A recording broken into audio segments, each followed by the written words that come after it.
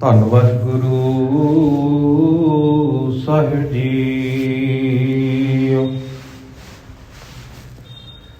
ਇੱਕ ਓੰਕਾਰ ਸਤਿਨਾਮ ਕਰਤਾ ਪੁਰਖ ਨਿਰਭਉ ਨਿਰਵੈਰ ਅਕਾਲ ਮੂਰਤ ਆਜੁਨੀ ਸੈਭੰ ਗੁਰ ਪ੍ਰਸਾਦ।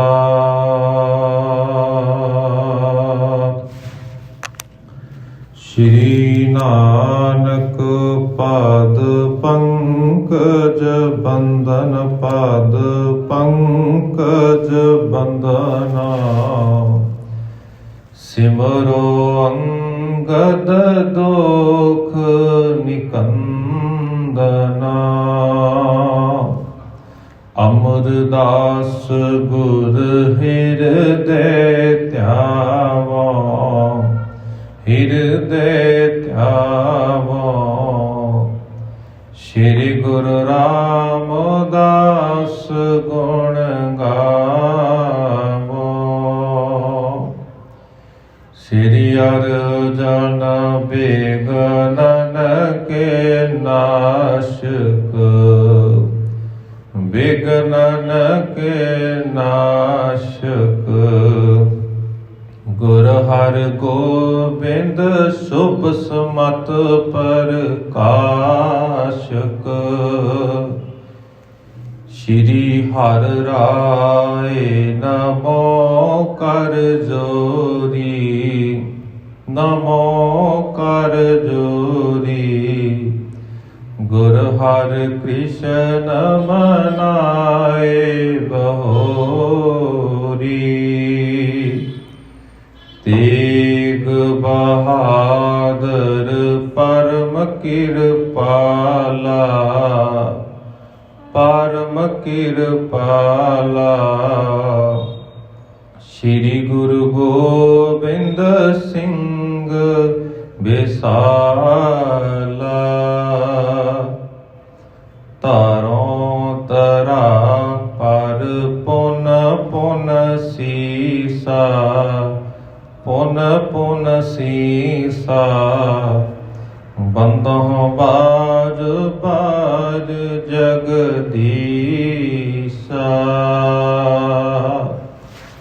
ਜਿਸ ਮਹਿ ਅੰਮ੍ਰਿਤ ਗਿਆਨ ਹੈ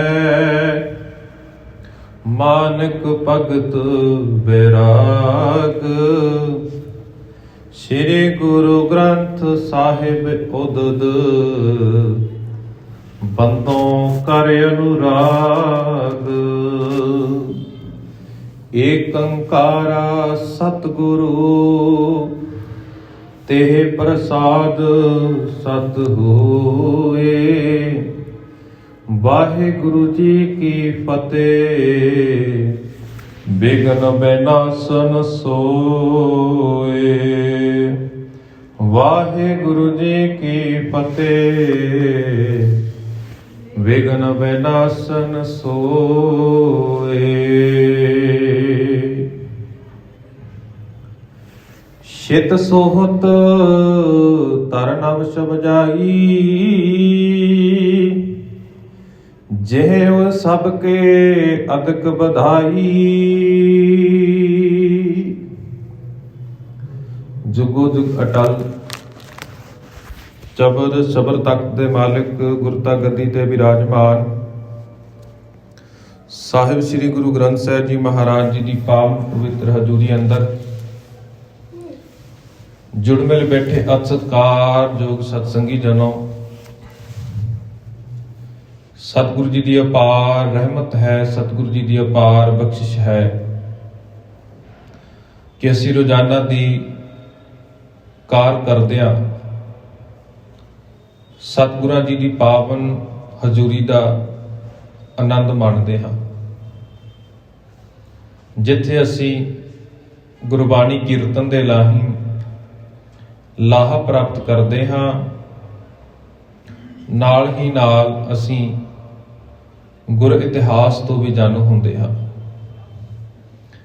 ਚੱਲ ਰਹੀ ਲੜੀਵਾਰ ਕਥਾ ਸ੍ਰੀ ਗੁਰ ਪ੍ਰਤਾਪ ਸੂਰਜ ਗ੍ਰੰਥ ਦੇ ਵਿੱਚੋਂ ਸ੍ਰੀ ਗੁਰੂ ਨਾਨਕ ਪ੍ਰਕਾਸ਼ ਦੇ ਪੂਰਬ ਰਾਤ ਅਧਿਆਏ 3 ਦੀ ਕਥਾ ਜੋ ਲੜੀਵਾਰ ਚੱਲ ਰਹੀ ਹੈ, ਜਿਸ ਦੇ ਵਿੱਚ ਅਸੀਂ ਕੱਲ ਦੇ ਪ੍ਰਸੰਗ ਦੇ ਦੌਰਾਨ ਸਰਵਣ ਕਰ ਚੁੱਕੇ ਹਾਂ ਕਿ ਕਿਸ ਤਰ੍ਹਾਂ ਬਾਬਾ ਕਾਲੂ ਜੀ ਅਤੇ ਮਾਤਾ ਤ੍ਰਿਪਤਾ ਦੇਵੀ ਜੀ ਦੇ ਘਰ ਦੇ ਵਿੱਚ ਖੁਸ਼ੀਆਂ ਭਰਿਆ ਮਾਹੌਲ ਹੈ।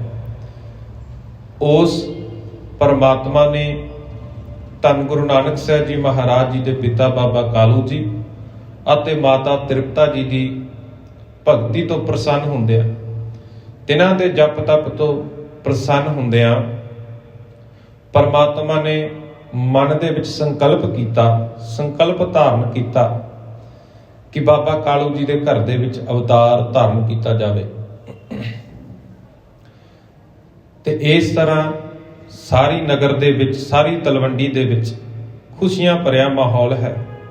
ਮਾਹੌਲ ਦੇ ਨਾਲ ਨਾਲ ਕਵੀ ਜੀ ਨੇ ਪ੍ਰਸੰਗ ਦੇ ਵਿੱਚ ਵਰਣਨ ਕੀਤਾ ਹੈ ਜੋ ਭਾਈ ਬਾਲਾ ਜੀ ਗੁਰੂ ਅੰਗਦ ਸਾਹਿਬ ਜੀ ਮਹਾਰਾਜ ਜੀ ਨੂੰ ਆਪਣੇ ਮੁਖਾਰ ਬਿੰਦ ਤੋਂ ਸੁਣਾਉਣਾ ਕਰਦੇ ਨੇ ਕਿ ਕਿਸ ਤਰ੍ਹਾਂ ਜਗਤ ਦੇ ਸੁਆਮੀ ਦੇ ਜਗਤ ਦੇ ਵਿੱਚ ਆਉਣ ਦੀਆਂ ਖੁਸ਼ੀਆਂ ਦੇ ਵਿੱਚ, ਜਗਤ ਦੇ ਸੁਆਮੀ ਦੇ ਆਉਣ ਦੇ ਖੇੜੇ ਦੇ ਵਿੱਚ ਸਾਰੇ ਪਾਸੇ ਇਸ ਤਰ੍ਹਾਂ ਦਾ ਮਾਹੌਲ ਬਣਿਆ ਹੋਇਆ ਹੈ, ਇਸ ਤਰ੍ਹਾਂ ਪ੍ਰਤੀਤ ਹੁੰਦਾ ਹੈ ਕਿ ਸਾਰੇ ਪਾਸੇ ਚੰਗੇ ਗੁਣ ਜਿਹੜੇ ਨੇ ਉਹਨਾਂ ਦਾ ਪ੍ਰਸਾਰਾ ਹੋ ਗਿਆ। ਸਾਰੇ ਪਾਸੇ ਹੀ ਸੱਚ ਦਾ ਪ੍ਰਸਾਰਾ ਹੈ, ਸਾਰੇ ਪਾਸੇ ਸੰਤੋਖ, ਸਭ ਪਾਸੇ ਧਰਮ, ਸਤ, ਕਰੁਣਾ ਇਤਆਦਿਕ ਇਹ ਚੰਗੇ ਜਿਹੜੇ ਸ਼ੁਭ ਗੁਣ ਨੇ, ਇਹ ਚੰਗੇ ਜਿਹੜੇ ਸ਼ੁਭ ਕਰਮਾਂ ਵਾਲੇ ਮਨੁੱਖ ਨੇ, ਇਹ ਸਾਰੇ ਦੇ ਸਾਰੇ ਉਸ ਨਗਰ ਦੇ ਵਿੱਚ ਖੁਸ਼ੀਆਂ, ਖੇੜੇ, ਆਨੰਦ ਪ੍ਰਾਪਤ ਕਰਦੇ ਨੇ। ਹੋਰ ਤੇ ਹੋਰ ਉਸ ਨਗਰ ਦੇ ਵਿੱਚ ਇਸ ਤਰ੍ਹਾਂ ਪ੍ਰਤੀਤ ਹੋ ਰਿਹਾ, ਮਨ ਦੇ ਵਿੱਚ ਖੁਸ਼ੀਆਂ ਨੇ। ਮਨ ਖੁਸ਼ ਹੋਣ ਦੇ ਕਾਰਨ ਕੁਦਰਤ ਦੀ ਹਰ ਸ਼ੈ, ਕੁਦਰਤ ਦੀ ਹਰ ਚੀਜ਼, ਕੁਦਰਤ ਦੀ ਹਰ ਵਸਤੂ ਹੀ ਆਨੰਦਮਈ ਪ੍ਰਤੀਤ ਹੁੰਦੀ ਹੈ। ਤੇ ਇਸੇ ਤਰ੍ਹਾਂ ਜੋ ਅੱਜ ਦੇ ਪ੍ਰਸੰਗ ਦੇ ਵਿੱਚ ਧੰਨ ਗੁਰੂ ਨਾਨਕ ਸਾਹਿਬ ਜੀ ਮਹਾਰਾਜ ਜੀ ਦੇ ਅਵਤਾਰ ਦੇ ਬਾਬਤ ਅਸੀਂ ਵਿਚਾਰ ਸਰਵਣ ਕਰਾਂਗੇ। ਵਿਚਾਰਾਂ ਦੀ ਆਰੰਭਤਾ ਕਰਨ ਤੋਂ ਪਹਿਲਾਂ ਗੁਰੂ ਕਲਗੀਧਰ ਪਿਤਾ ਜੀ ਵੱਲੋਂ ਬਖਸ਼ੀ ਹੋਈ ਫਤਿਹ ਦੇ ਨਾਲ ਸਾਂਝ ਪਾ ਲਈਏ ਜੀ। ਦੋਵੇਂ ਹੱਥ ਜੋੜ ਕੇ ਪਿਆਰ ਅਤੇ ਸਤਿਕਾਰ ਨਾਲ ਫਤਿਹ ਪ੍ਰਵਾਨ ਕਰੋ। ਆਖੋ ਜੀ ਵਾਹਿਗੁਰੂ ਜੀ ਕਾ ਖਾਲਸਾ, ਵਾਹਿਗੁਰੂ ਜੀ ਕੀ ਫਤਿਹ। ਸ਼ਿਤ ਸੋਹਤ ਧਰ ਨਭ ਸਭ ਜਾਈ, ਜਿਹ ਉਰ ਸਭ ਕੇ ਅਦਕ ਬਧਾਈ। ਕਿ ਇਸ ਤਰ੍ਹਾਂ ਮਹਿਸੂਸ ਹੋ ਰਿਹਾ, ਇਸ ਤਰ੍ਹਾਂ ਦਾ ਮਾਹੌਲ ਬਣ ਗਿਆ ਕਿ ਪਿਛਲੇ ਦੀਵਾਨਾਂ ਦੇ ਵਿੱਚ ਵੀ ਅਸੀਂ ਸਰਵਣ ਕੀਤਾ ਸੀ ਕਿ ਕਿਸ ਤਰ੍ਹਾਂ ਬੱਦਲ ਆਉਂਦੇ ਨੇ, ਬੱਦਲਾਂ ਦੇ ਵਿੱਚ ਪਾਣੀ ਭਰਿਆ ਹੋਇਆ ਤੇ ਮਨੁੱਖਾਂ ਦੀ ਇੱਛਾ ਦੇ ਅਨੁਸਾਰ ਮੀਂਹ ਵਰ ਰਿਹਾ, ਬਰਸਾਤ ਹੋ ਰਹੀ। ਆਮ ਤੌਰ ਦੇ ਉੱਤੇ ਅਸੀਂ ਦੇਖਦੇ ਹਾਂ ਜਦੋਂ ਬਰਸਾਤ ਦਾ ਮੌਸਮ ਹੋਵੇ, ਜਦੋਂ ਕਿਤੇ ਧਰਤੀ ਦੀ ਇੱਛਾ ਦੇ ਅਨੁਸਾਰ ਜਿੰਨੀ ਧਰਤੀ ਨੂੰ ਜ਼ਰੂਰਤ ਹੈ ਇਸ ਦੇ ਉੱਤੇ ਵਰਖਾ ਹੋ ਜਾਵੇ, ਆਮ ਤੌਰ ਦੇ ਉੱਤੇ ਇਹ ਧਰਤੀ ਹਰਿਆਵਲ ਹੋ ਜਾਂਦੀ, ਹਰੀ ਭਰੀ ਹੋ ਜਾਂਦੀ ਹੈ। ਇੱਥੇ ਵੀ ਜ਼ਿਕਰ ਕੀਤਾ ਸ਼ਿਤ ਸੋਹਤ ਧਰ ਨਭ ਸਭ ਜਾਈ, ਕਿ ਧਰਤੀ ਨਵੀਂ ਹਰਿਆਵਲ ਧਾਰ ਕੇ ਸ਼ੋਭ ਰਹੀ ਹੈ। ਹਰਿਆਲੀ ਦੇ ਕਾਰਨ ਧਰਤੀ ਵੀ ਸ਼ੋਭਨਿਕ ਹੋ ਗਈ ਹੈ। ਜਿਹ ਉਰ ਸਭ ਕੇ ਅਦਕ ਬਧਾਈ, ਕਿ ਹਰ ਇੱਕ ਦੇ ਦਿਲ ਦੇ ਵਿੱਚ, ਹਰ ਮਨੁੱਖ ਦੇ ਮਨ ਦੇ ਵਿੱਚ ਖੁਸ਼ੀ ਹੈ, ਖੇੜਾ ਹੈ। ਜਟ ਜੰਗਮ ਤਲਵੰਡ ਆਨੰਦੂ, ਭਾ ਪਰਵੇਸ਼ ਜਬ ਕੋ ਸੁਖ ਕੰਦੋ। ਕਹਿੰਦੇ ਜਿਹੜੇ ਤੁਰਨ ਵਾਲੇ ਨੇ ਅਤੇ ਜਿਹੜੇ ਨਾ ਤੁਰਨ ਵਾਲੇ ਜੀਵ ਜੰਤ ਨੇ ਨਾ, ਭਾਵ ਰੁੱਖ ਪੌਦੇ ਜਾਂ ਜਿੰਨੇ ਵੀ ਕੁਦਰਤ ਦੇ ਸਾਜੇ ਹੋਏ, ਉਸ ਪਰਮਾਤਮਾ ਦੇ ਸਾਜੇ ਹੋਏ ਕੁਦਰਤ ਦੇ ਵਿੱਚ ਰਹਿਣ ਵਾਲੇ ਜਿੰਨੇ ਵੀ ਜੀਵ ਜੰਤੂ ਨੇ ਨਾ, ਕਹਿੰਦੇ ਸਾਰੇ ਹੀ ਆਪਣੀ ਥਾਂ ਦੇ ਉੱਤੇ ਆਨੰਦਮਈ ਨੇ, ਆਨੰਦ ਪ੍ਰਾਪਤ ਕਰਦੇ ਨੇ, ਖੇੜਾ ਪ੍ਰਾਪਤ ਕਰਦੇ ਨੇ। ਭਾ ਪ੍ਰਵੇਸ਼ ਜਬ ਕੋ ਸੁਖ ਕੰਦੂ, ਕਿ ਸੁਖ ਦਾਤੇ ਦਾ ਜਦ ਤੋਂ ਪ੍ਰਵੇਸ਼ ਹੋਇਆ ਨਾ, ਗੁਰੂ ਨਾਨਕ ਸਾਹਿਬ ਜੀ ਮਹਾਰਾਜ ਜੀ ਦੇ ਅਵਤਾਰ ਧਾਰਨ ਬਾਰੇ ਜਦੋਂ ਸਮਾਜ ਦੇ ਵਿੱਚ ਪਤਾ ਚੱਲਿਆ ਨਾ, ਸਮਾਜ ਦੇ ਲੋਕ ਦੇ ਨਾਲ ਨਾਲ ਕੁਦਰਤ ਦੀ ਹਰ ਇੱਕ ਵਸਤੂ, ਰੁੱਖ ਪੌਦੇ, ਪੰਛੀ, ਜਾਨਵਰ ਸਾਰੇ ਹੀ ਆਨੰਦ ਪ੍ਰਾਪਤ ਕਰਦੇ ਨੇ, ਕਿਉਂਕਿ ਉਹ ਪ੍ਰਮਾਤਮਾ ਨੇ ਆਪ ਇਸ ਧਰਤੀ ਦੇ ਉੱਤੇ ਅਵਤਾਰ ਧਾਰਨ ਕਰਨਾ ਹੈ। ਧਰਤੀ ਦੀ ਪੁਕਾਰ ਸੁਣੀ ਗਈ, ਧਰਤੀ ਦੀ ਪੁਕਾਰ ਸੀ ਨਾ ਕਿ ਮੇਰੇ ਉੱਤੇ ਦੁੱਖਾਂ ਦਾ ਭਾਰ ਵੱਧ ਗਿਆ, ਵਿਕਾਰਾਂ ਦਾ ਬੋਲਬਾਲਾ ਸਾਰੇ ਪਾਸੇ ਹੋ ਗਿਆ। ਜਦੋਂ ਪ੍ਰਮਾਤਮਾ ਨੇ ਫਿਰ ਸੰਕਲਪ ਧਾਰਨ ਕੀਤਾ ਤਾਂ ਇਸ ਧਰਤੀ ਦੇ ਉੱਤੇ ਬਾਬਾ ਕਾਲੂ ਜੀ ਦੇ ਗ੍ਰਹਿ ਦੇ ਵਿਖੇ ਜਦੋਂ ਅਵਤਾਰ ਧਾਰਨ ਬਾਰੇ ਸੰਕਲਪ ਧਾਰਿਆ ਤਾਂ ਇਸ ਤਰ੍ਹਾਂ ਉੱਥੋਂ ਦਾ ਵਾਤਾਵਰਨ ਵੀ ਸ਼ੋਭਨਿਕ ਹੋ ਰਿਹਾ। ਹਰ ਇੱਕ ਚੀਜ਼, ਹਰ ਇੱਕ ਸ਼ੈ ਹੀ ਸੁਹਾਵਣੀ ਲੱਗ ਰਹੀ ਹੈ। ਅਸ ਜਸ ਬੀਤ ਗਏ 10 ਮਾਸਾ, ਸਰਦ ਸੁੰਦਰੀ ਇੰਦ ਪ੍ਰਕਾਸ਼ਾ। ਕਿ ਇਸ ਤਰ੍ਹਾਂ ਜਦੋਂ 10 ਮਹੀਨਿਆਂ ਦਾ ਸਮਾਂ ਬੀਤ ਗਿਆ ਨਾ, ਮਾਤਾ ਤ੍ਰਿਪਤਾ ਜੀ ਨੇ ਉਦਰ ਧਾਰਨ ਕੀਤਾ ਹੋਇਆ ਹੈ। ਇਸ ਤਰ੍ਹਾਂ ਕਹਿੰਦੇ ਨੇ ਕਿ ਜਦੋਂ 10 ਮਹੀਨਿਆਂ ਦਾ ਸਮਾਂ ਬੀਤ ਗਿਆ ਨਾ, ਸਰਦ ਸੁੰਦਰੀ ਇੰਦ ਪ੍ਰਕਾਸ਼ਾ, ਕਿ ਸਰਦ ਰੁੱਤ ਦਾ ਜਿਹੜਾ ਚੰਦਰਮਾ ਸੀ ਉਹ ਪ੍ਰਕਾਸ਼ਿਆ ਗਿਆ। ਸਰਦ ਰੁੱਤ ਦਾ ਚੰਦਰਮਾ ਪ੍ਰਕਾਸ਼ਮਾਨ ਹੋ ਗਿਆ। ਬਿਮਲ ਆਕਾਸ਼ ਸੁਹਗਣ ਤਾਰਾ, ਜਿਮ ਜਗਿਆਸੀ ਉਰ ਆਚਾਰਾ। ਕਿ ਇਸ ਤਰ੍ਹਾਂ ਆਕਾਸ਼ ਤਾਰਿਆਂ ਦੇ ਨਾਲ ਸ਼ੋਭਨੀਕ ਹੋ ਰਿਹਾ, ਕਿ ਆਕਾਸ਼ ਤਾਰਿਆਂ ਦੇ ਨਾਲ ਇੰਜ ਸੁਭਾਇਮਾਨ ਹੈ ਕਿ ਜਿਸ ਤਰ੍ਹਾਂ ਮੰਨ ਲਓ ਇੱਕ ਜਗਿਆਸੂ ਮਨੁੱਖ ਹੋਵੇ, ਕੋਈ ਗੁਣਵਾਨ ਮਨੁੱਖ ਹੋਵੇ ਤੇ ਉਸ ਦੇ ਜੀਵਨ ਦੇ ਵਿੱਚੋਂ ਗੁਣਾਂ ਦੀ ਝਲਕਾਰ ਪੈਂਦੀ ਹੋਵੇ, ਉਸ ਦੇ ਜੀਵਨ ਦੇ ਵਿੱਚੋਂ ਗੁਣਾਂ ਦੀ ਜਿਹੜੀ ਹੈ ਪਹਿਚਾਣ ਹੁੰਦੀ ਹੋਵੇ। ਤੇ ਇਸ ਤਰ੍ਹਾਂ ਕਹਿੰਦੇ ਨੇ ਆਕਾਸ਼ ਪੂਰਾ ਤਾਰਿਆਂ ਦੇ ਨਾਲ ਸੁਭਾਇਮਾਨ ਹੈ, ਤਾਰਿਆਂ ਦੇ ਨਾਲ ਆਕਾਸ਼ ਵੀ ਸ਼ੋਭਨਿਕ ਹੋ ਰਿਹਾ, ਤਾਰੇ ਟਿਮਟਮਾਉਂਦੇ ਨੇ। ਤੇ ਇਸ ਤਰ੍ਹਾਂ ਮਹਿਸੂਸ ਹੋ ਰਿਹਾ ਕਿ ਜਿਸ ਤਰ੍ਹਾਂ ਕੋਈ ਗਿਆਨਵਾਨ ਮਨੁੱਖ ਆਪਣੇ ਜੀਵਨ ਦੇ ਵਿੱਚ ਆਪਣੇ ਸਚਿਆਰੇਪਣ ਦੇ ਵਿੱਚ ਚੰਗੇ ਗੁਣਾਂ ਦੀ ਵਰਤੋਂ ਕਰ ਰਿਹਾ ਹੋਵੇ। ਨਿਰਸਮੇਘ ਹੋਏਗੇ ਨਿਜ ਦੇਸੂ, ਜਿਮ ਸਤ ਸੰਗਤ ਮਿਟੇ ਕਲੇਸ਼ੋ। ਕਿ ਵਰਖਾ ਹੋ ਗਈ, ਵਰਖਾ ਹੋਣ ਤੋਂ ਬਾਅਦ ਬੱਦਲ ਪਾਣੀ ਤੋਂ ਰਹਿਤ ਹੋ ਗਏ ਤੇ ਬੱਦਲਾਂ ਨੇ ਵੀ ਆਪਣੇ ਦੇਸ਼ ਨੂੰ ਚਾਲੇ ਪਾ ਦਿੱਤੇ। ਕਿਸ ਤਰ੍ਹਾਂ? ਜਿਮ ਸਤ ਸੰਗਤ ਮਿਟੇ ਕਲੇਸ਼ੂ, ਕਿ ਜਿਵੇਂ ਕੋਈ ਗੁਰੂ ਦੀ ਸ਼ਰਨ ਦੇ ਵਿੱਚ ਆ ਕੇ ਸੰਗਤ ਕਰਦਾ ਹੈ, ਸਤ ਸੰਗਤ ਦੇ ਵਿੱਚ ਆ ਕੇ ਵਿਰਾਜਮਾਨ ਹੁੰਦਾ ਹੈ, ਗੁਰਬਾਣੀ ਕੀਰਤਨ ਦੇ ਨਾਲ ਸਾਂਝ ਪਾਉਂਦਾ ਹੈ, ਕਥਾ ਵਿਚਾਰਾਂ ਦੇ ਨਾਲ ਸਾਂਝ ਪਾਉਂਦਾ ਹੈ, ਤੇ ਉਸ ਦੇ ਮਾਨਸਿਕ ਤੌਰ ਦੇ ਉੱਤੇ ਜਿਹੜੇ ਦੁੱਖ ਕਲੇਸ਼ ਨੇ, ਸਾਰੇ ਵਿਕਾਰ ਨੇ ਜਿੱਦਾਂ ਖਤਮ ਹੋ ਜਾਂਦੇ ਨਾ ਸੰਗਤ ਦੇ ਵਿੱਚ ਆਉਣ ਦੇ ਨਾਲ। ਕਿ ਇਸ ਤਰ੍ਹਾਂ ਉਹ ਬੱਦਲ ਵੀ ਚਾਲੇ ਪਾ ਗਏ, ਕਿ ਉਹਨਾਂ ਦੇ ਵਿੱਚੋਂ ਪਾਣੀ ਰਹਿਤ ਹੋ ਗਏ ਤੇ ਬੱਦਲਾਂ ਨੇ ਆਪਣੇ ਦੇਸ਼ ਨੂੰ ਚਾਲੇ ਪਾ ਦਿੱਤੇ। ਉਰਜ ਮਾਸ ਕੀ ਪੂਰਨਮਾਸ਼ੀ, ਹਰ ਕੀਰਤ ਸੋ ਜੋਨ ਪ੍ਰਕਾਸ਼ੀ। ਉਰਜ ਮਾਸ ਕਹਿੰਦੇ ਨੇ ਕੱਤਕ ਮਹੀਨੇ ਦੀ ਪੂਰਨਮਾਸ਼ੀ ਨੂੰ ਹਰ ਕੀਰਤ ਸੋ ਜੋਨ ਪ੍ਰਕਾਸ਼ੀ, ਕਿ ਹਰੀ ਦੇ ਕੀਰਤਨ ਵਾਂਗ ਚਾਂਦਨੀ ਜਿਹੜਾ ਸੀ ਪ੍ਰਕਾਸ਼ਮਾਨ ਹੋਈ। ਹਰੀ ਦੇ ਕੀਰਤਨ ਦੇ ਵਾਂਗ ਉਹ ਜਿਹੜੀ ਚਾਨਣੀ ਸੀ, ਜਿਸ ਤਰ੍ਹਾਂ ਪਿੱਛੇ ਜ਼ਿਕਰ ਕੀਤਾ ਕਿ ਸਰਦ ਰੁੱਤ ਦਾ ਚੰਦਰਮਾ ਪ੍ਰਕਾਸ਼ਮਾਨ ਹੋਇਆ ਹੈ, ਕਿ ਇਸੇ ਤਰ੍ਹਾਂ ਕੱਤਕ ਮਹੀਨੇ ਦੀ ਪੂਰਨਮਾਸ਼ੀ ਆਉਣ ਦੇ ਨਾਲ ਚਾਨਣੀ ਜਿਹੜੀ ਸੀ ਉਹ ਪ੍ਰਕਾਸ਼ਮਾਨ ਹੋ ਗਈ। ਚਾਨਣ ਦਾ ਜਿਹੜਾ ਸੀ ਉਹ ਸੋਮਾ ਜਿਹੜਾ ਸੀ ਫੁੱਟਿਆ। ਸੰਬਤ 9 ਖਟ ਸਹਸ ਸ਼ਵੀਸਾ, ਓ ਅਵਤਾਰ ਪ੍ਰਗਟ ਜਗਦੀਸ਼ਾ।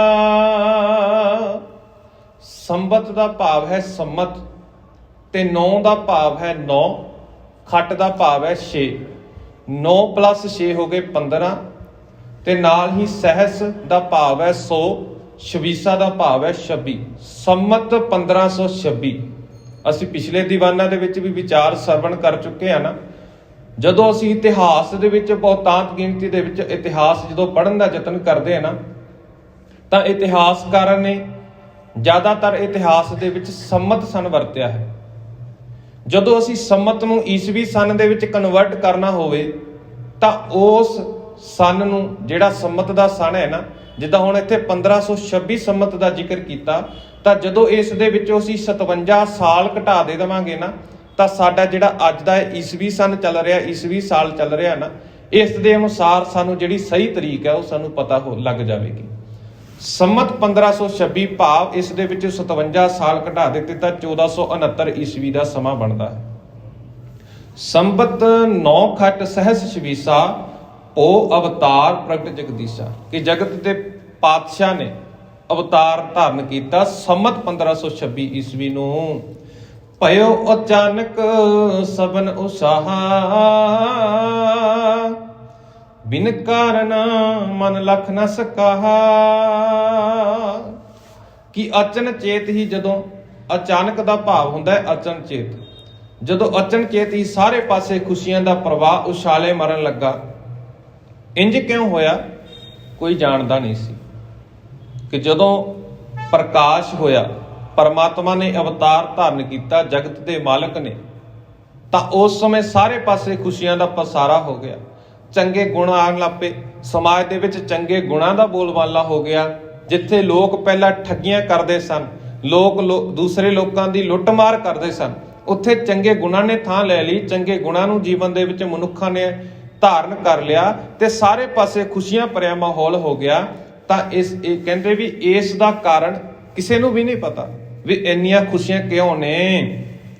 ਚੌਪਈ ਧਰਾ ਆਕਾਸ਼ ਵਿਖੇ ਜੇ ਬਾਸੀ,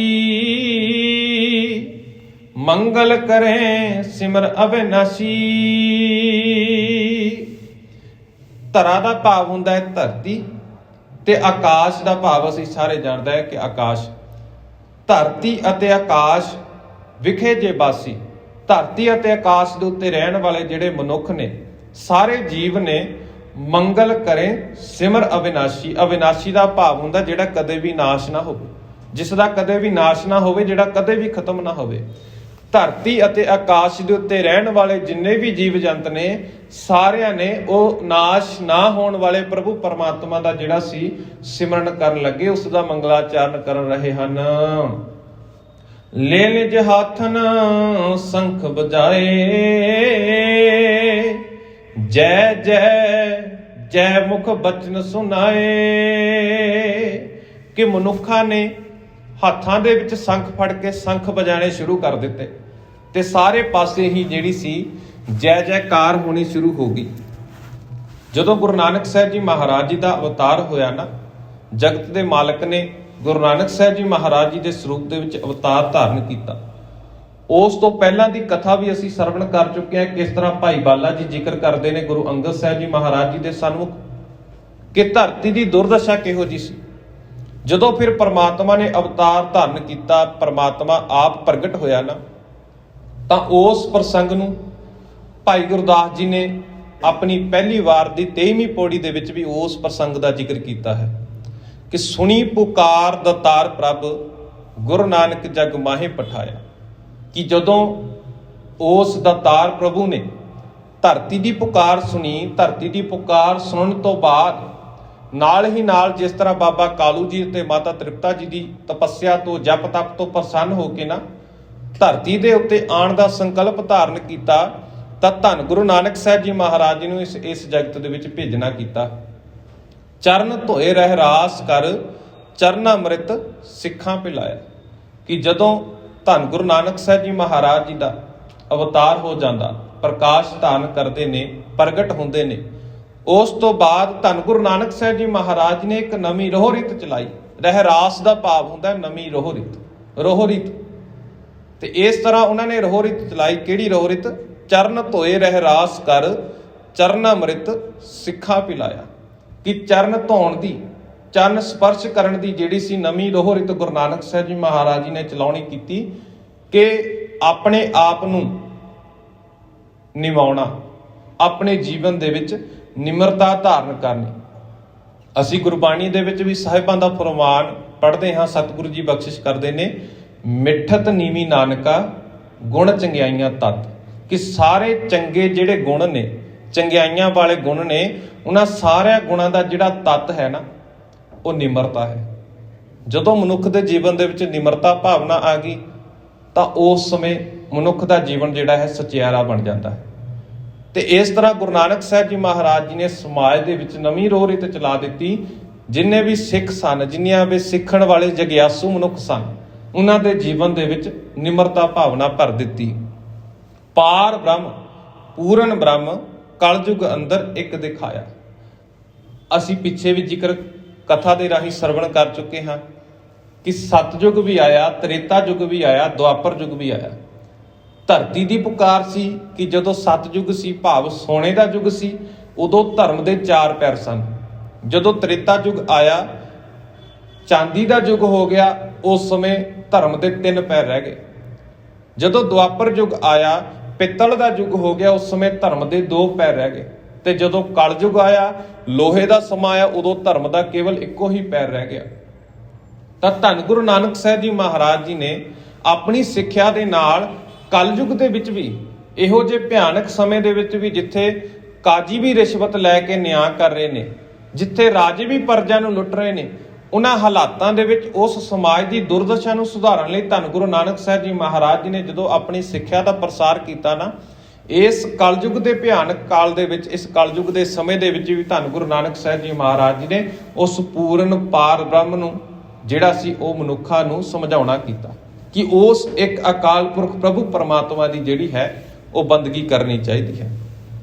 4 ਪੈਰ ਧਰਮ ਦੇ 4 ਵਰਨ ਇੱਕ ਵਰਨ ਕਰਾਇਆ, ਕਿਉਂਕਿ ਅਸੀਂ 4 ਧਰਮ ਦੇ ਪੈਰਾਂ ਦੀ ਗੱਲ ਕੀਤੀ ਕਿ ਹਰੇਕ ਯੁੱਗ ਦੇ ਵਿੱਚ ਧਰਮ ਦਾ ਇੱਕ ਪੈਰ ਘਟਦਾ ਗਿਆ, ਭਾਵ ਲੋਕ ਹੌਲੀ ਹੌਲੀ ਧਰਮ ਤੋਂ ਮੁਨਕਰ ਹੁੰਦੇ ਗਏ। ਜੋ ਧਰਮ ਦੀ ਪਰਿਭਾਸ਼ਾ ਸੀ ਉਹ ਲੋਕਾਂ ਤੱਕ ਨਹੀਂ ਪਹੁੰਚੀ। ਉਸ ਧਰਮ ਦੀ ਪਰਿਭਾਸ਼ਾ ਦਾ ਲੋਕਾਂ ਤੱਕ ਨਾ ਪਹੁੰਚਣ ਦੇ ਕਾਰਨ ਲੋਕ ਧਰਮ ਤੋਂ ਆਕੀ ਹੋ ਗਏ।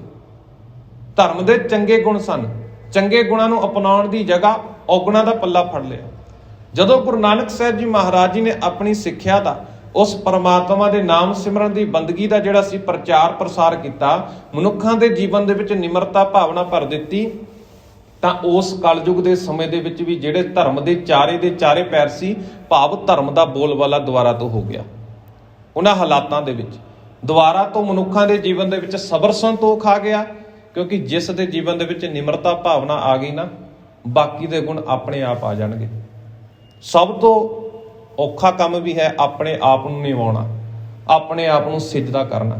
ਜਦੋਂ ਮਨੁੱਖ ਨੇ ਆਪਣੀ ਮੱਤ ਤਿਆਗ ਦਿੱਤੀ ਨਾ, ਗੁਰੂ ਦੀ ਮੱਤ ਨੂੰ ਧਾਰਨ ਕਰ ਲਿਆ, ਤਾਂ ਬਾਕੀ ਦੀਆਂ ਚੰਗਿਆਈਆਂ ਵੀ ਆਪਣੇ ਆਪ ਜੀਵਨ ਦੇ ਵਿੱਚ ਆ ਜਾਣਗੀਆਂ। ਤਾਂ ਇੱਥੇ ਭਾਈ ਗੁਰਦਾਸ ਜੀ ਵੀ ਸਮਝਾਉਣਾ ਕਰਦੇ ਨੇ ਕਿ ਧਰਮ ਦੇ 4 ਪੈਰ ਵੀ ਗੁਰੂ ਨਾਨਕ ਸਾਹਿਬ ਜੀ ਨੇ ਦ੍ਰਿੜ ਕੀਤੇ। ਜਿੱਥੇ 4 ਵਰਨਾਂ ਦੇ ਲੋਕ ਰਹਿੰਦੇ ਸਨ, ਉਹਨਾਂ 4 ਵਰਨਾਂ ਤੋਂ ਇੱਕ ਵਰਨ ਕਰਵਾਇਆ, ਕਿਉਂਕਿ ਇੱਕ ਵਰਨ ਦਾ ਕੰਮ ਸੀ ਬ੍ਰਾਹਮਣ, ਖੱਤਰੀ, ਵੈਸ਼ ਤੇ ਸ਼ੂਦਰ। ਅਸੀਂ 4 ਵਰਨਾਂ ਦਾ ਜ਼ਿਕਰ ਵੀ ਕੀਤਾ ਪ੍ਰਸੰਗ ਦੇ ਵਿੱਚ। ਬ੍ਰਾਹਮਣ ਦਾ ਕੰਮ ਸੀ ਵਿਦਿਆ ਪੜ੍ਹਨੀ ਤੇ ਵਿਦਿਆ ਪੜਾਉਣੀ। ਖੱਤਰੀ ਦਾ ਕਾਰਨ ਸੀ ਕਿ ਜੰਗਾਂ ਯੁੱਧਾਂ ਦੇ ਸਮੇਂ ਜਦੋਂ ਕਿਤੇ ਵੀ ਸਮਾਜ ਦੇ ਉੱਤੇ ਵਿਪਤਾ ਆ ਗਈ, ਕਿਤੇ ਜੰਗ ਆ ਗਈ, ਤਾਂ ਖੱਤਰੀ ਦਾ ਕਾਰਨ ਸੀ ਕਿ ਸ਼ਸਤਰ ਹੱਥ ਦੇ ਵਿੱਚ ਧਾਰਨ ਕਰਕੇ ਸਮਾਜ ਦੇ ਲੋਕਾਂ ਦੀ ਰੱਖਿਆ ਕਰਨੀ। ਤੇ ਨਾਲ ਹੀ ਨਾਲ ਜਿਹੜੇ ਵੈਸ਼ ਦਾ ਕਰਮ ਸੀ, ਵੈਸ਼ ਵਰਨ ਦੇ ਲੋਕ ਸਨ, ਉਹਨਾਂ ਦਾ ਕੰਮ ਸੀ ਕਿ ਵਣਜ ਵਪਾਰ ਕਰਨਾ। ਤੇ ਜਿਹੜੇ ਚੌਥੇ ਕੈਟਾਗਰੀ 'ਚ ਆ ਜਾਂਦੇ ਸੀ, ਚੌਥਾ ਵਰਨ ਸੀ ਸ਼ੂਦਰ ਦਾ, ਤੇ ਉਹਨਾਂ ਦਾ ਕੰਮ ਸੀ ਸਮਾਜ ਦੇ ਵਿੱਚ ਸੇਵਾ ਸੰਭਾਲ ਕਰਨੀ, ਸਮਾਜ ਦੀ ਸਾਫ਼ ਸਫਾਈ ਕਰਨੀ। ਇਹਨਾਂ 4 ਵਰਨਾਂ ਦੀ ਵਿਚਾਰਧਾਰਾ ਨੂੰ ਗੁਰੂ ਨਾਨਕ ਸਾਹਿਬ ਜੀ ਮਹਾਰਾਜ ਜੀ ਨੇ ਇੱਕ ਜਿਹੜਾ ਨਿਰਮਲ ਪੰਥ ਚਲਾਇਆ ਸੀ, ਉਸ ਦੇ ਵਿੱਚ ਭਰ ਦਿੱਤਾ ਕਿ ਜਿਹੜਾ ਗੁਰੂ ਦਾ ਸਿੱਖ ਹੈ ਉਹ ਬਾਣੀ ਪੜ੍ਹਨੀ ਵੀ ਜਾਣਦਾ ਹੋਵੇ, ਗਿਆਨ ਹਾਸਲ ਕਰਨਾ ਵੀ ਜਾਣਦਾ ਹੋਵੇ ਤੇ ਗਿਆਨ ਵੰਡਣਾ ਵੀ ਜਾਣਦਾ ਹੋਵੇ। ਜਦੋਂ ਕਿਤੇ ਸਮਾਜ ਦੇ ਵਿੱਚ ਵਿਪਤਾ ਆ ਜਾਵੇ ਤਾਂ ਸ਼ਸਤਰ ਨੂੰ ਹੱਥ ਦੇ ਵਿੱਚ ਚੱਕ ਕੇ, ਸ਼ਸਤਰ ਹੱਥ ਦੇ ਵਿੱਚ ਫੜ ਕੇ, ਸ਼ਸਤਰ ਧਾਰਨ ਕਰਕੇ ਸਮਾਜ ਦੇ ਵਿੱਚ ਬੁਰਾਈ ਦਾ ਖਾਤਮਾ ਕਰਨਾ ਵੀ ਜਾਣਦਾ ਹੋਵੇ। ਤੇ ਨਾਲ ਹੀ ਨਾਲ ਜਿੱਥੇ ਗੁਰੂ ਸਾਹਿਬ ਜੀ ਨੇ ਸਾਨੂੰ ਵਣਜ ਵਪਾਰ ਕਰਨ ਦੇ ਲਈ ਪ੍ਰੇਰਿਆ, ਉੱਥੇ ਗੁਰੂ ਅਰਜਨ ਸਾਹਿਬ ਜੀ ਦੇ ਵੇਲੇ ਵੀ ਅਸੀਂ ਜ਼ਿਕਰ ਕਰਦੇ ਹਾਂ ਕਿ ਸਿੱਖਾਂ ਨੂੰ ਆਪ ਘੋੜਿਆਂ ਦਾ ਵਪਾਰ ਕਰਨ ਦੇ ਲਈ ਭੇਜਿਆ। ਤੇ ਚੌਥੀ ਜਿਹੜੀ ਗੱਲ ਹੈ ਸੇਵਾ, ਤੇ ਉਸ ਤੋਂ ਬਿਨਾਂ ਸਾਡੀ ਸਿੱਖੀ ਦਾ ਥੰਮ ਜਿਹੜਾ ਹੈ ਉਹ ਅਧੂਰਾ ਹੈ। ਇਹ 4 ਵਰਨਾਂ ਦੀ ਜਿਹੜੀ ਵੱਖ-ਵੱਖ ਵਿਚਾਰਧਾਰਾ ਸੀ ਨਾ, ਇਹ ਸਾਰੀ ਦੀ ਸਾਰੀ ਵਿਚਾਰਧਾਰਾ ਇੱਕ ਸਿੱਖ ਦੇ ਵਿੱਚ ਭਰ ਦਿੱਤੀ, ਭਾਵ 4 ਵਰਨਾਂ ਦੀ ਵਿਚਾਰਧਾਰਾ ਨੂੰ ਇੱਕ ਥਾਂ ਦੇ ਉੱਤੇ ਇਕੱਠਾ ਕਰ ਦਿੱਤਾ ਵੀ ਕਿਸੇ ਵੀ ਇੱਕ ਵਰਨ ਦੇ ਕੋਲ ਇਹ ਨਹੀਂ ਵੀ ਜੇਕਰ ਕੋਈ ਵਿਦਿਆ ਪੜ੍ਹ ਰਿਹਾ ਤਾਂ ਪੜ੍ਹਾ ਰਿਹਾ, ਉਹ ਸੇਵਾ ਨਹੀਂ ਕਰੇਗਾ। ਇਹ ਨਹੀਂ ਵੀ ਜੇਕਰ ਕੋਈ ਜੰਗ ਦੇ ਵਿੱਚ ਜਾ ਰਿਹਾ ਉਸ ਨੂੰ ਵਿਦਿਆ ਪੜ੍ਹਨ ਦਾ ਹੱਕ ਨਹੀਂ। ਇਹ ਸੰਪੂਰਨ ਮਨੁੱਖ ਦੀ ਘਾਟ ਘੜੀ ਧੰਨ ਗੁਰੂ ਨਾਨਕ ਸਾਹਿਬ ਜੀ ਮਹਾਰਾਜ ਜੀ ਨੇ ਆਪਣੀ ਸਿੱਖਿਆ ਦਾ ਪ੍ਰਚਾਰ ਕਰਦਿਆਂ 4 ਪੈਰ ਧਰਮ ਦੇ 4 ਵਰਨ ਇੱਕ ਵਰਨ ਕਰਾਇਆ। ਰਾਣਾ ਰੰਕ ਬਰਾਬਰੀ ਪੈਰੀ ਪਵਣਾ ਜਗ ਵਰਤਾਇਆ। ਰਾਣਾ ਕਹਿੰਦੇ ਨੇ ਰਾਜੇ ਨੂੰ, ਅਮੀਰ ਨੂੰ, ਤੇ ਰੰਕ ਕਹਿੰਦੇ ਨੇ ਗਰੀਬ ਨੂੰ, ਕਿ ਅਮੀਰ ਤੇ ਗਰੀਬ ਦੇ ਵਿੱਚ ਬਰਾਬਰਤਾ ਦਾ ਜਿਹੜਾ ਸੀ ਉਹ ਦਰਜਾ ਹਾਸਲ ਕੀਤਾ। ਅਮੀਰ ਤੇ ਗਰੀਬ ਦੇ ਵਿੱਚ ਬਰਾਬਰਤਾ ਭਰ ਦਿੱਤੀ ਤੇ ਨਾਲ ਹੀ ਨਾਲ ਪੈਰੀ ਪਾਉਣਾ ਜਗ ਵਰਤਾਇਆ, ਕਿ ਸਾਰੇ ਜੱਗ ਦੇ ਵਿੱਚ ਇਹ ਰੀਤ ਪ੍ਰਚਲਿਤ ਕਰ ਦਿੱਤੀ ਕਿ ਸਾਰੇ ਮਨੁੱਖਾਂ ਨੂੰ ਆਪਣੇ ਆਪ ਨੂੰ ਨਿਵਾ ਕੇ ਆਪਣੇ ਆਪ ਵਿੱਚ ਆਪਣੇ ਜੀਵਨ ਦੇ ਵਿੱਚ ਨਿਮਰਤਾ ਭਾਵਨਾ ਧਾਰਨ ਕਰਨੀ ਪਵੇਗੀ। ਉਲਟਾ ਖੇਲ ਬ੍ਰਹਮ ਦਾ ਪੈਰਾਂ ਉੱਪਰ ਸੀਸ ਨਿਵਾਇਆ। ਕਿ ਇਹ ਸਾਰਾ ਹੀ ਪ੍ਰਮਾਤਮਾ ਦਾ ਜਿਹੜਾ ਸੀ, ਬ੍ਰਹਮ ਦਾ ਜਿਹੜਾ ਖੇਲ ਸੀ, ਇਹ ਉਲਟ ਕਲਾ ਵਰਤ ਗਈ ਕਿ ਜਿਹੜੇ ਸਾਰੇ ਮਨੁੱਖ ਜਿਨ੍ਹਾਂ ਦੇ ਮਨ ਦੇ ਵਿੱਚ ਹੰਕਾਰ ਸੀ ਨਾ ਵੀ ਅਸੀਂ ਰਾਜੇ ਹਾਂ, ਅਸੀਂ ਪ੍ਰਜਾ ਨੂੰ ਜਿਸ ਤਰ੍ਹਾਂ ਚਾਹਾਂਗੇ ਉਸ ਦਸ਼ਾ ਦੇ ਵੱਲ ਤੋਰ ਦੇਵਾਂਗੇ, ਪ੍ਰਜਾ ਨੂੰ ਲੁੱਟਣਾ ਸ਼ੁਰੂ ਕਰ ਦਿੱਤਾ ਸੀ। ਉਹ ਸਾਰੇ ਦੇ ਸਾਰੇ ਜਿੰਨੇ ਵੀ ਮਨੁੱਖ ਸਨ, ਜਿੰਨੇ ਵੀ ਰਾਜੇ ਸਨ, ਸਾਰਿਆਂ ਨੇ ਆਪਣੇ ਆਪ ਨੂੰ ਨਿਭਾਉਣਾ ਸ਼ੁਰੂ ਕਰ ਦਿੱਤਾ। ਸਮਾਜ ਦੀ ਦੁਰਦਸ਼ਾ ਦੇ ਵਿੱਚ ਗੁਰੂ ਨਾਨਕ ਸਾਹਿਬ ਜੀ ਦੀ ਸਿੱਖਿਆ ਦੇ ਨਾਲ, ਗੁਰੂ ਨਾਨਕ ਸਾਹਿਬ ਜੀ ਮਹਾਰਾਜ ਜੀ ਦੇ ਅਵਤਾਰ ਧਾਰਨ ਦੇ ਨਾਲ ਇਹੋ ਜਿਹੀ ਸਮਾਜ ਦੀ ਦੁਰਦਸ਼ਾ ਜਿਹੜੀ ਸੀਗੀ ਉਸ ਦੇ ਵਿੱਚ ਸੁਧਾਰ ਹੋ ਗਿਆ। ਕਲਯੁਗ ਬਾਬੇ ਤਾਰਿਆ, ਸਤਨਾਮ ਪੜ ਮੰਤਰ ਸੁਨਾਇਆ। ਕਿ ਕਲਯੁਗ ਦੇ ਵਿੱਚ ਜਿਹੜੇ ਮਨੁੱਖ ਰਹਿੰਦੇ ਸੀ ਨਾ, ਕਲਯੁਗ ਦੇ ਸੀ ਤਾਂ ਭਾਵ ਇੱਕ ਧਰਮ ਦਾ ਪੈ ਰਹਿ ਗਿਆ ਸੀ। ਉਸ ਸਮੇਂ ਦੇ ਵਿੱਚ, ਉਸ ਯੁੱਗ ਦੇ ਵਿੱਚ ਧੰਨ ਗੁਰੂ ਨਾਨਕ ਸਾਹਿਬ ਜੀ ਮਹਾਰਾਜ ਜੀ ਨੇ ਉਸ ਪਰਮਾਤਮਾ ਦੇ ਸੱਚੇ ਨਾਮ ਨੂੰ ਦ੍ਰਿੜ ਕਰਾਉਂਦਿਆਂ, ਸੱਚੇ ਨਾਮ ਦੀ ਆਰਾਧਨਾ ਕਰਨ ਦੇ ਲਈ ਸਾਰੇ ਮਨੁੱਖਾਂ ਨੂੰ ਪ੍ਰੇਰਦਿਆਂ ਇਸ ਕਲਯੁਗ ਦੇ ਵਿੱਚ ਵੀ ਉਹਨਾਂ ਦੇ ਸਹਾਈ ਹੋਏ ਧੰਨ ਗੁਰੂ ਨਾਨਕ ਸਾਹਿਬ ਜੀ ਮਹਾਰਾਜ। ਕਲ ਤਾਰਨ ਗੁਰੂ ਨਾਨਕ ਆਇਆ। ਕਿ ਇਸ ਤਰ੍ਹਾਂ ਇਸ ਸਮਾਜ ਨੂੰ ਤਾਰਨ ਦੇ ਲਈ ਪਰਮਾਤਮਾ ਨੇ ਜਦੋਂ ਸੰਕਲਪ ਧਾਰਿਆ ਤਾਂ ਧੰਨ ਗੁਰੂ ਨਾਨਕ ਸਾਹਿਬ ਜੀ ਮਹਾਰਾਜ ਜੀ ਦੇ ਰੂਪ ਦੇ ਵਿੱਚ ਇਸ ਸੰਸਾਰ ਨੂੰ ਤਾਰਨ ਦੇ ਲਈ ਅਵਤਾਰ ਧਾਰਨ ਕੀਤਾ। ਇੱਥੇ ਵੀ ਜ਼ਿਕਰ ਕਰਦੇ ਨੇ ਕਿ ਜਦੋਂ ਇਹੋ ਜਿਹੀ ਦੁਰਦਸ਼ਾ ਦਾ ਸੁਧਾਰ ਹੋਇਆ ਤਾਂ ਸਾਰੇ ਪਾਸੇ ਜਿਹੜੇ ਸੀ ਮਨੁੱਖਾਂ ਨੇ ਆਪਣੇ ਹੱਥਾਂ ਦੇ ਵਿੱਚ ਸ਼ੰਖ ਲੈ ਕੇ ਸ਼ੰਖ ਵਜਾਉਣੇ ਕੀਤੇ ਤੇ ਨਾਲ ਹੀ ਨਾਲ ਸਾਰੇ ਪਾਸੇ ਉਸ ਪਰਮਾਤਮਾ ਦੀ ਜੈ ਜੈਕਾਰ ਹੋ ਗਈ। ਪਰਮਾਤਮਾ ਦੇ ਨਾਮ ਦੇ ਜੈ ਜੈਕਾਰ ਕਰਨ ਲੱਗ ਪਏ। ਅਮਰਨ ਮਿਲ ਕਰ ਮਲਿਆ ਕਸਾਈ, ਕੁੰਕਮ ਪੁਨ ਕਨਸਾਰ ਮਿਲਾਈ। ਅਮਰਨ ਦਾ ਭਾਵ ਹੁੰਦਾ ਨਾ ਮਰਨ ਵਾਲੇ, ਭਾਵ ਦੇਵਤੇ। ਮਲਿਆ ਦਾ ਭਾਵ ਹੁੰਦਾ ਚੰਦਨ। ਕਿ ਜਿਹੜੇ ਨਾ ਮਰਨ ਵਾਲੇ ਸਨ, ਜਿਹੜੇ ਦੇਵਤੇ ਸਨ, ਉਹਨਾਂ ਨੇ ਮਿਲ ਕੇ ਚੰਦਨ ਘਸਾਉਣੀ ਸ਼ੁਰੂ ਕਰ ਦਿੱਤੀ। ਕੁੰਕਮ ਦਾ ਭਾਵ ਹੁੰਦਾ ਕੇਸਰ ਤੇ ਕਨਸਾਰ ਦਾ ਭਾਵ ਹੁੰਦਾ ਕਪੂਰ। ਤੇ ਉਸ ਵਿੱਚ ਫਿਰ ਕਹਿੰਦੇ ਕੇਸਰ ਤੇ ਕਪੂਰ ਦਾ ਜਿਹੜਾ ਸੀ ਉਹ ਅਲਕ ਮਿਲਾਇਆ। ਦੇਵਤਿਆਂ ਨੇ ਰਲ ਕੇ ਚੰਦਨ ਘਸਾਉਣੀ ਸ਼ੁਰੂ ਕਰ ਦਿੱਤੀ, ਨਾਲ ਹੀ ਕੇਸਰ ਤੇ ਕਪੂਰ ਦਾ ਵੀ ਉਸ ਦੇ ਵਿੱਚ ਮਿਸ਼ਰਨ ਕਰ ਲਿਆ। ਕਾਲੂ ਕੇ ਮੰਦਰ ਪਰ ਚਰਚੇ ਮੰਦਾਰਨ ਕੁਸਮਾ ਜਲ ਅਰਚੇ।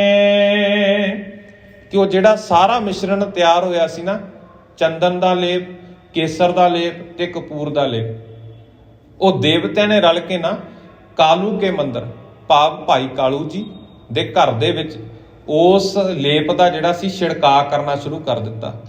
ਕਿਉਂਕਿ ਦੇਵਤਿਆਂ ਨੂੰ ਵੀ ਪਤਾ ਲੱਗ ਗਿਆ ਵੀ ਇਸ ਅਸਥਾਨ ਦੇ ਉੱਤੇ, ਇਸ ਗ੍ਰਹਿ ਦੇ ਵਿੱਚ ਜਗਤ ਦਾ ਮਾਲਕ ਦਾ ਉਤਾਰਾ ਹੋਣ ਵਾਲਾ, ਜਗਤ ਦਾ ਮਾਲਕ ਪ੍ਰਗਟ ਹੋਣ ਵਾਲਾ। ਉਹਨਾਂ ਦੇਵਤਿਆਂ ਨੇ ਵੀ ਖੁਸ਼ੀ ਦੇ ਵਿੱਚ ਇਹੋ ਜਿਹਾ ਕਾਰਜ ਕਰਨੇ ਆਰੰਭ ਕਰ ਦਿੱਤੇ ਕਿ ਮਹਿਤਾ ਕਾਲੂ ਦਾਸ ਜੀ ਦੇ ਘਰ ਦੇ ਉੱਤੇ ਇਹ ਖੁਸ਼ਬੂਦਾਰ ਵਸਤੂਆਂ ਜਿਹੜੀਆਂ ਨੇ, ਇਹ ਚੰਗੇ ਸ਼ਗਨ ਦੀਆਂ ਜਿਹੜੀਆਂ ਪ੍ਰਤੀਕ ਨੇ ਨਾ, ਇਹਨਾਂ ਦਾ ਛਿੜਕਾਅ ਮਹਿਤਾ ਕਾਲੂ ਦਾਸ ਜੀ ਦੇ ਗ੍ਰਹਿ ਦੇ ਉੱਤੇ ਕਰਨਾ ਸ਼ੁਰੂ ਕਰ ਦਿੱਤਾ। ਮੰਦਾਰਨ ਕੁਸਮਾਜਲ ਅਰਚੇ। ਤੇ ਜਿਹੜੇ ਫਿਰ ਦੇਵਤੇ ਸੀ ਨਾ, ਉਹਨਾਂ ਨੇ ਕੁਸਮਾਜਲ ਦਾ ਭਾਵ ਹੁੰਦਾ ਕਲਪ ਬ੍ਰਿਸ਼ ਦੇ ਜਿਹੜੇ ਫੁੱਲ ਨੇ। ਦੇਵਤਿਆਂ ਨੇ ਨਾਲ ਹੀ ਨਾਲ ਤੇ ਉਸ ਕਾਲੂ ਜੀ ਦੇ ਗ੍ਰਹਿ ਦੇ ਉੱਤੇ ਜਿੱਥੇ ਜਗਤ ਦੇ ਮਾਲਕ ਨੇ ਅਵਤਾਰ ਧਾਰਨ ਕੀਤਾ, ਜਿੱਥੇ ਇਸ ਮਿਸ਼ਰਣ ਦਾ ਛਿੜਕਾਅ ਕੀਤਾ, ਨਾਲ ਹੀ ਨਾਲ ਕਹਿੰਦੇ ਬੁੱਕਾਂ ਦੇ ਬੁੱਕ ਕਲਪ ਬ੍ਰਿਸ਼ ਦੇ ਫੁੱਲਾਂ ਦੇ ਬਰਸਾਣੇ ਸ਼ੁਰੂ ਕਰ ਦਿੱਤੇ ਕਿ ਇਸ ਸਥਾਨ ਦੇ ਉੱਤੇ ਜਗਤ ਦੇ ਮਾਲਕ ਨੇ ਅਵਤਾਰ ਧਾਰਨਾ ਹੈ। ਅੱਜ ਤੱਕ ਦੇ ਪ੍ਰਸੰਗ ਦੇ ਵਿੱਚ ਅਸੀਂ ਇੱਥੋਂ ਤੱਕ ਇਤਿਹਾਸ ਸਰਵਣ ਕੀਤਾ। ਸੰਮਤ 1526 ਦੇ ਵਿੱਚ ਕਿਸ ਤਰ੍ਹਾਂ ਪਰਮਾਤਮਾ ਨੇ ਅਵਤਾਰ ਧਾਰਨ ਕਰਨ ਦਾ ਸੰਕਲਪ ਕੀਤਾ, ਕਿਸ ਤਰ੍ਹਾਂ ਉਸ ਖੁਸ਼ੀਆਂ ਦੇ ਵਿੱਚ ਮਨੁੱਖਾਂ ਨੇ ਖੁਸ਼ੀ ਜ਼ਾਹਰ ਕਰਦਿਆਂ ਕਿਸ ਤਰ੍ਹਾਂ ਸ਼ੰਖ ਵਜਾਉਣੇ ਸ਼ੁਰੂ ਕੀਤੇ, ਕਿਸ ਤਰ੍ਹਾਂ ਪਰਮਾਤਮਾ ਦੀ ਜੈ ਜੈਕਾਰ ਕੀਤੀ। ਹੋਰ ਤੇ ਹੋਰ ਦੇਵਤੇ ਵੀ ਪ੍ਰਸੰਨ ਹੋ ਕੇ ਕਿਸ ਤਰ੍ਹਾਂ ਖੁਸ਼ੀ ਦਾ ਇਜ਼ਹਾਰ ਕਰਦੇ ਨੇ। ਅਗਲੇਰੇ ਪ੍ਰਸੰਗ ਦੇ ਵਿੱਚ ਕਿਸ ਤਰ੍ਹਾਂ ਧੰਨ ਗੁਰੂ ਨਾਨਕ ਸਾਹਿਬ ਜੀ ਮਹਾਰਾਜ ਜੀ ਦੇ ਅਵਤਾਰ ਦਾ ਜੋ ਵੀ ਪ੍ਰਸੰਗ ਹੈ ਅਸੀਂ ਕੱਲ ਦੇ ਦੀਵਾਨਾਂ ਦੇ ਵਿੱਚ ਸਰਵਣ ਕਰਾਂਗੇ। ਇੰਨੀਆਂ ਕੁ ਬੇਨਤੀਆਂ ਪ੍ਰਵਾਨ ਕਰਨੀਆਂ ਜੀ। ਹੋਰਨਾਂ ਭੁੱਲਾਂ ਚੁੱਕਾਂ ਦੀ ਖਿਮਾ। ਫਤਿਹ ਪ੍ਰਵਾਨ ਕਰੋ। ਆਖੋ ਜੀ ਵਾਹਿਗੁਰੂ ਜੀ ਕਾ ਖਾਲਸਾ, ਵਾਹਿਗੁਰੂ ਜੀ ਕੀ ਫਤਿਹ।